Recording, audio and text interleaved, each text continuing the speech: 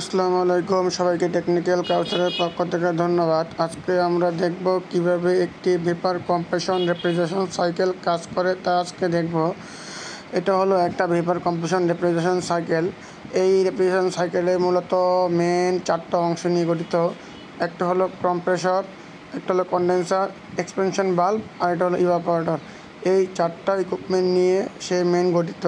এগুলো মূলত আপনার এসিতে চিলারে, humidifier, split type AC, window type AC, water cooler and temperature controlling এটসেট্রাতে এগুলো আপনি ইউজ করা হয়। এগুলোর মাধ্যমে আপনি সহজে মনে করেন একটা রুমের টেম্পারেচার কন্ট্রোল করতে পারবেন বা একটা ফ্রিজ কন্ট্রোলিং করতে পারবেন। মূলত এটার যে বেসিক এটা হলো মূলত এটা মেইন চারটা ইকুইপমেন্ট দিয়ে সে মূলত কাজ করে। একটা রেফ্রিজারেন্টের মূলত চারটা রেফ্রিজারেন্ট বা একটা এসি মূলত চারটা ইকুইপমেন্ট নিয়ে কাজ করে। মেইন হলো কম্প্রেসর।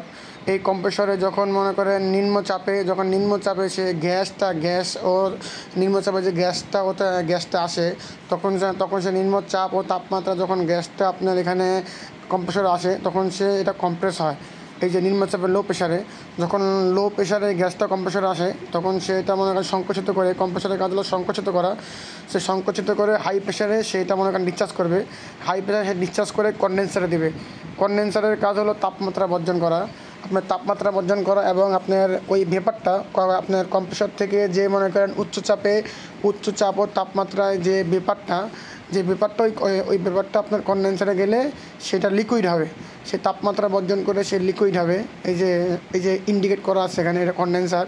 এই কনডেন্সারে যাবে, এই কনডেন্সারে গিয়ে সে তাপমাত্রা বর্জন করে সে লিকুইড হবে। ওই লিকুইডটা সে মনে করেন মানে আপনার লো প্রেশার লিকুইড মানে হাই প্রেশার লিকুইড। এখানে ডিসচার্জ লাইনে যে হাই প্রেশার লিকুইড, ওই হাই প্রেশার লিকুইডটা সে মানে হাই প্রেশার ব্যাপারটা সে কনডেন্সারে সে লিকুইড হবে, হাই প্রেশার লিকুইড হবে। ওই লিকুইডটা সে মনে করেন আপনার ড্রায়ার ফিল্টার হবে। যেখানে ড্রায়ার ফিল্টারের কাজ হলো আপনার যদি সিস্টেমে বা আপনার যদি গ্যাসে যদি ময়লা থাকে তাহলে সে মনে করেন এটা ক্লিন করবে, যাতে সিস্টেমে যাতে চৌকিং না হয় বা সিস্টেম যাতে ব্লক না হয়। এই কারণে আপনি এটা ফিল্টারিং করবেন। ফিল্টারিং করার মাধ্যমে আপনি ওই যে নিম্নচাপ ও তাপমাত্রায় উচ্চ চাপ ও তাপমাত্রায় যে লিকুইডটা আপনি কী করবেন, আপনি এখানে এক্সপেনশন বাল্বে দিবেন। ঠিক আছে, মানে এটা ফিল্টারিং করে আপনার ডায়ার ফিল্টারিং করে উচ্চ চাপ ও তাপমাত্রায় আপনি ওই লিকুইডটা ডায়ার ফিল্টারের মাধ্যমে পরিষ্কার করে আপনি এক্সপেনশন বাল্বে দিবেন।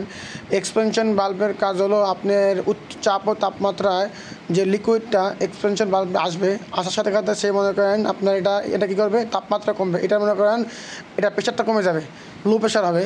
ওই লো প্রেশার ও তাপমাত্রা সে মনে কী করবে, সেটা মনে করেন লিকুইড হবে। ঠিক আছে, এটা লিকুইড হবে। ওই লিকুইডটা যখন আপনার মনে করেন লো প্রেশার লিকুইডটা যখন আপনার ইভাপোরেটরে যাবে, ইভাপোরেটরের মেন বেসিক কাজ হলো সে মনে করেন হিট অ্যাবজর্ব করবে বা তাপমাত্রা শোষণ করবে। তাপমাত্রা শোষণ করলে সে কী করবে, সে মনে করেন আবার ভেপার বা বাষ্প হবে। ওই বাষ্পটা সে পুনরায় আবার মনে করেন লো প্রেশারে পুনরায় বাষ্পটা মনে করেন লো প্রেশার ও তাপমাত্রায় সে আবার কম্প্রেসরে যাবে। ঠিক আছে, এভাবে কম্প্রেসর আবার মনে করেন ডিসচার্জ করবে হাই প্রেশারে। এভাবে সে পুনরায় মনে করেন সে ঘুরতে থাকবে, সার্কুলেশন করতে থাকবে। ঠিক আছে, এভাবে মূলত একটা রেফ্রিজারেশন সিস্টেম কাজ করে। এই যে এখান থেকে মূলত যে দেখানো হচ্ছে ইভাপোরেটরের কাজ হলো হিট সে অ্যাবজর্ব করবে। হিট অ্যাবজর্ব করলে সে কী হবে, সে মনে করেন আবার ভেপার হবে। এই ভেপারটা সে মনে করেন সাকশন লাইন দিয়ে লো প্রেশারে সে কম্প্রেসরে যাবে। সো এভাবে একটা রেফ্রিজারেশন সাইকেল কাজ করে। সো সবাইকে ধন্যবাদ।